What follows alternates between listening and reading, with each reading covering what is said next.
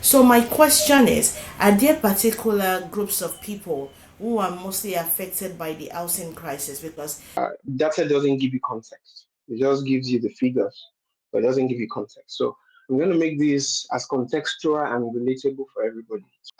We have grown-ups amongst us. At least we know one person who has been in public or paid employment for years, and they could not even dare think about owning a land because the burden of school fees for children, rent, feeding, even keeping up.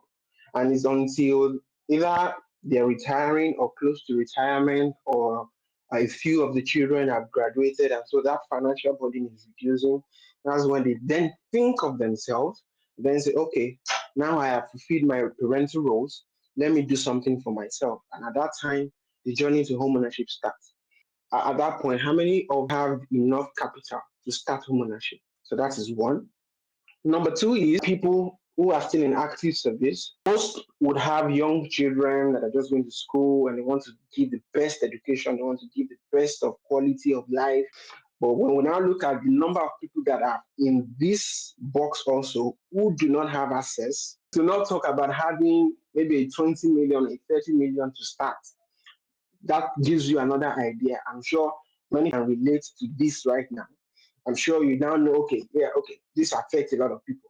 And let's come down that ladder and look at people who are just entering the workforce. Means that 10 months out of his 12 months salary goes to rent. How do they think about home ownership? Or, yeah, we could say, oh, that person should double his hustle. But then again, that conversation, and so this brings me to the fact that this affects everybody, everyone, across all demographics, across all class. Yes, the average middle income earners might feel this more, but I can tell you that the people in the high class also, because it affects their investments. People who don't have that much buying power.